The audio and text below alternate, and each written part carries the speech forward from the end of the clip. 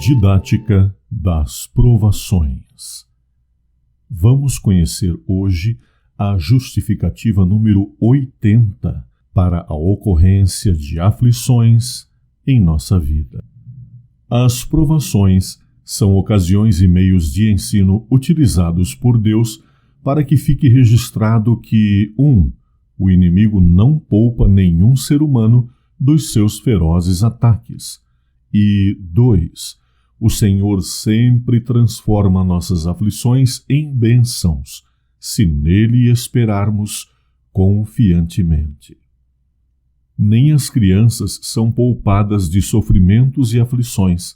Aliás, o inimigo se satisfaz ainda mais quando consegue atingir o público infantil, já que isto nos deixa ainda mais alarmados e tristes. Mas há um Deus que tudo vê e que pode converter essas angústias em alegrias e realizações incríveis. Versículo bíblico pertinente ao tema. Mefibosete morava em Jerusalém, pois sempre comia à mesa do rei e era aleijado dos pés. 2 Samuel 9:13, Nova Versão Internacional. Esse jovem teve experiências bastante dramáticas em sua vida desde a infância. Ainda bem pequeno, Mefibosete perdeu seu avô, o rei Saul, e seu pai, Jonatas, em batalhas sobre o monte Gilboa, em Jezreel. Como um possível sucessor ao trono de Israel, haveria ainda outras provações e dores a suportar. Na apressada fuga para não ser morto por seus violentos e interesseiros oponentes, sua ama o deixou cair, e isto causou-lhe fraturas gravíssimas, deixando-o impossibilitado de andar por toda a sua vida.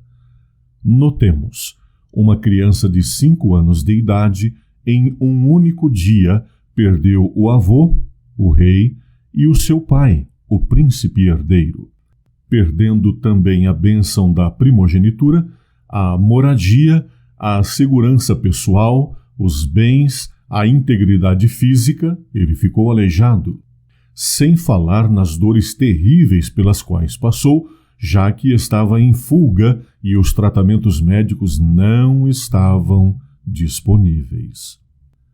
Assim, temos aqui uma criança bastante oprimida, ficando órfã muito cedo, perdendo todas as possibilidades de uma vida próspera, já que todos os bens da família foram tomados por terceiros, assumindo a condição de deficiente físico e ainda tendo que fugir para não ser morto. Interessante notar que Mefibosete foi levado para um lugar com um nome também desanimador, Lodebar, a terra do silêncio e do esquecimento. Essa era uma localidade bastante desprovida de condições dignas de subsistência. Era uma terra sem plantações e colheitas, sem campos com animais, com excesso de estiagens, quase nenhuma chuva, na qual reinava a miséria e habitavam pessoas extremamente pobres e doentes. Isto, prezados, Mefibosete, depois de passar por tudo aquilo, foi encaminhado para uma terra do esquecimento. Essa experiência tão marcante foi registrada na Palavra de Deus para nos ensinar algo grandioso. Aliás, a própria experiência dessa criança foi permitida por Deus para que nos servisse de ensinamento, além de vir a ser útil, obviamente, para outros propósitos divinos. Saul, apesar das suas rebeliões contra Deus, fora o primeiro homem a ser ungido rei sobre Israel. E Jonatas, seu filho, foi o melhor amigo de Davi, o segundo a ser ungido rei do povo do Senhor. Aliás, Jonatas muitas vezes salvou a vida de Davi, até mesmo arriscando a sua própria vida e indo contra as agressividades de seu pai, o rei Saul. Não seria justo que o descendente direto desses dois homens fosse também abençoado? Sim, claro. Deus, em sua infinita sabedoria e bondade, construiu todo esse contexto com a finalidade de, no momento certo, canalizar para Mefibosete todas as bênçãos que lhe fossem de direito receber. O rei Davi ordenou que o jovem fosse trazido à sua presença. É bom notar que Davi lembrou-se de Jonatas em determinada ocasião, sendo que esse momento deu-se somente depois que ele havia derrotado todos os oponentes do povo de Israel, ou seja, em um tempo em que o rei e o reino estavam em relativa paz e acomodação, sendo que para Mefibosete esse sim seria o melhor momento de retornar das suas angústias para uma nova e abençoada fase da sua vida. Ao apresentar-se perante o rei Davi, Mefibosete foi identificado como o filho de Jonatas, e logo o rei restituiu-lhe suas riquezas e honrou-o com o convite para morar no palácio real e alimentar-se diariamente à mesa do rei, sendo considerado como um dos próprios filhos de Davi. Imediatamente o jovem falou ao rei: "Quem é o teu servo para teres olhado para um cão morto como eu?" Segundo Samuel 9:8. Essa declaração demonstra claramente as condições degradantes em que vivia o filho do melhor amigo do rei Davi. Ele estava em situação bastante desfavorável, deprimente, vivendo com extremas dificuldades. Davi foi o agente de Deus para converter toda a história da vida de penúrias e miséria de Mefibosete em uma nova vida de elevada nobreza.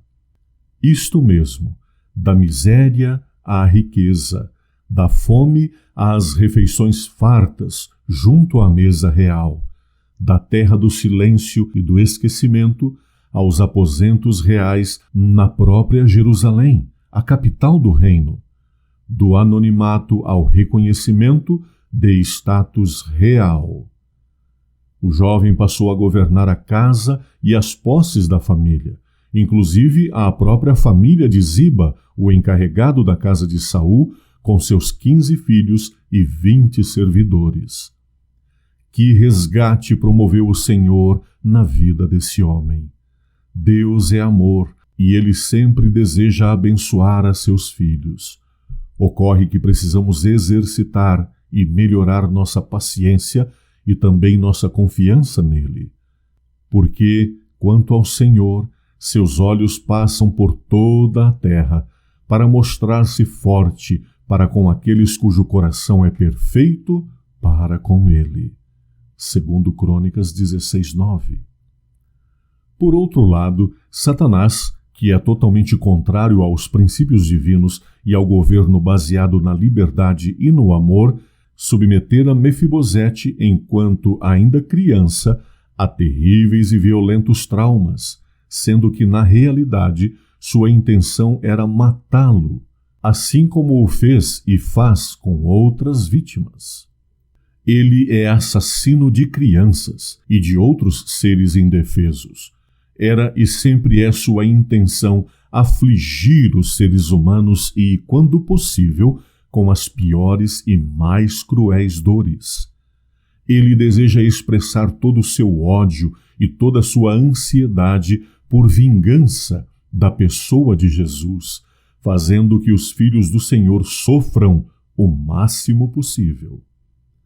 Mas, graças ao nosso Deus, porque temos todo o seu cuidado a nós dispensado, saibamos e confiemos sempre que, mesmo em meio a adversidades, Ele está atento a cada aspecto da nossa vida e que no momento certo agirá para nos cobrir das mais ricas bênçãos.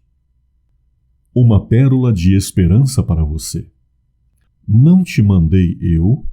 Esforça-te e tem bom ânimo. Não temas, nem te espantes, porque o Senhor teu Deus é contigo, por onde quer que andares. Josué 1:9. Por favor, compartilhe agora mesmo esta mensagem de esperança e fortalecimento. Deixe o seu like, escreva seus comentários e inscreva-se neste canal. As ricas bênçãos dos céus para você em sua vida.